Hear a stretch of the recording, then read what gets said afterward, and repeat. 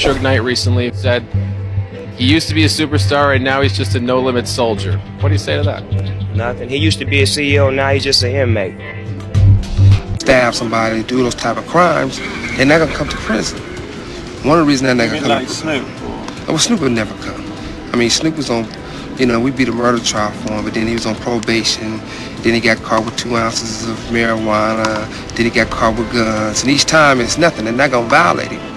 Because for the street guys know what I'm talking about. In the most recent episode of his podcast, Collect Cool with Suge Knight, the former music mogul revealed his own reality, presumably because he was tired of being so far from the spotlight, following the recent revelations. This talk from Suge Knight's prison cell had everyone talking. For those of you that may not already know, Suge Knight was one of the most well-known and vicious celebrities of the 1990s. His name alone made people shudder in terror, and no one ever messed with him. And it has been known for a while, he's held a grudge against Snoop Dogg. And he sees how Snoop is living on the outside and is envious, considering how much he helped him when it came to this trial in the 90s too, where he evaded a hefty prison sentence to say the least. The imprisoned producer made a shocking claim against Snoop Dogg, and the information he revealed in that open discussion might be sufficient to put Snoop in the same cell as Suge. Suge had claimed that the cops had overlooked a crucial clue in Snoops M case, and that, in reality, he ought to have been spending a whopping 20 years in prison rotting. $6 million on that case to make sure he didn't get life in prison.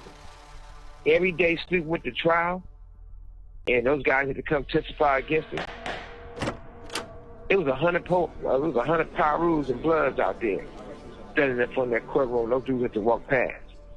So, for me to make sure this guy, and put my own freedom in stake, to make sure this guy don't be in prison, to go back and partner up with Michael Harris, who committed fraud against me. Which in itself is a form of self-snitching, as it seems like Suge is evidently getting fed up in prison and wants to drag Snoop back down with him. He was also stating that Snoop Dogg committed fraud with Michael Harris, which we'll be checking out very shortly. Make sure you subscribe to the channel and turn on the post notification bell. This way you'll never miss out on any future celebrity videos similar to these. Moreover, Knight renounced his claims to have personally saved Snoop Dogg from a potentially life sentence, saying instead that Snoop would still be serving his sentence in prison. Sprinkling dirt on Knight disclosed shelling out an astounding $6 million to deal with a number of Snoop's and M case-related issues, such as foiling a blackmail attempt with Snoop's inner circle and even meeting with a private investigator to clear the air. Knight claims that his intervention caused a supposedly incriminating tape to vanish after the Vanishing Act. Yeah, I met with him, and he told him the motherfucking truth and gave him some evidence. So it happened, Snoop's manager at the time, she dates the police. The police knew the PI for the DA. They was willing to talk to me because they say he fucked. But this guy is going to testify that Snoop the one shot the dude and killed him. He recorded him. I heard it for myself. The guy wanted to play ball. He got some bread.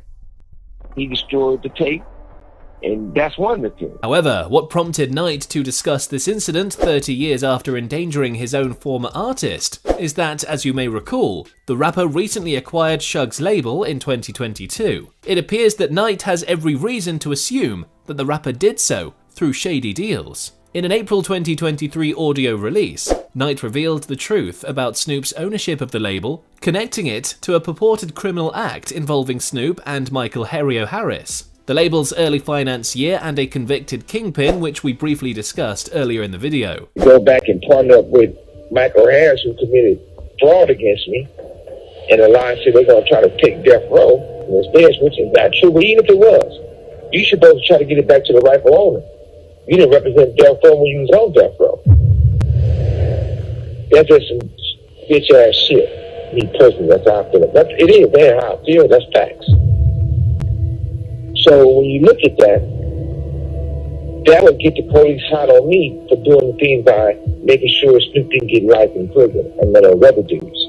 It's pretty insane when you think of what could have been for Suge Knight. He was the mastermind in the empire he had rightfully built, but his own ego destroyed his career, and now he's landed almost 30 years in jail. There's no one to blame but yourself, although you can understand why he would be so envious of Snoop Dogg, considering how much he helped him out in his career, to then get his entire label taken off him. Knight was genuinely dubious about Snoop's status as the label's real shot caller, and accused Harris of deceiving the public by claiming that Snoop had a partner, Michael Harris, and that when you look at it, they had committed bankruptcy fraud. I didn't do anything improper to lose my company. Malik provided meticulous details about the trial and its proceedings 2 years prior. He talked about the murder charges that he and Snoop avoided in an interview with Cam Capone News at the beginning of 2021. He remembered the gang member allegedly jumping out of a bush and reaching for a gun that he felt would have been fired at him and his employer following a physical altercation with Walder Merriam. When I saw him start to reach, that's when I took my gun and fired, he said.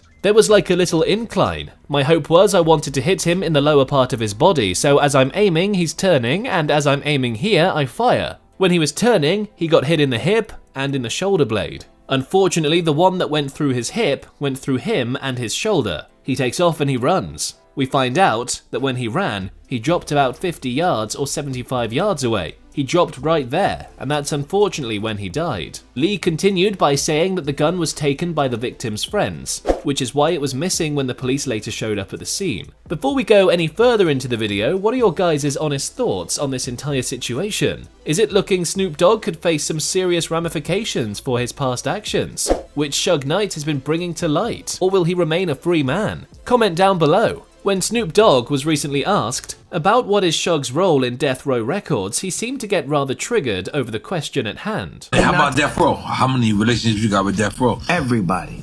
What is Suge's role? What's Suge's role in all of this? What role? I mean, what's Suge's role? What is his role? I'm asking. Was there any conversation? No. With the Death Row purchase? I'm asking you. I don't know. I'm asking. Have you been listening? Yeah. It was sold 3 or 4 different times, so where does his role matter? A lot of fans instantly picked up on this with posts like, "It don't matter who owns Death Row. Suge Knight will always be the one who is remembered for Death Row. If it wasn't for Suge Knight, Snoop Dogg would still be in prison. The man was facing life, and Suge paid all his legal fees. Man is ungrateful. Suge might be one of the founders of Death Row, but he's the main reason it became worthless before Snoop bought it." These coming weeks will be interesting to see what comes from this case, as it could only just be getting started, and is not looking good for Snoop in the slightest. Anyway, this concludes today's video. Be sure to subscribe to LoafTube for future celebrity videos and turn on that post notification bell so you don't miss out on any future uploads. Until then, see you in the next one.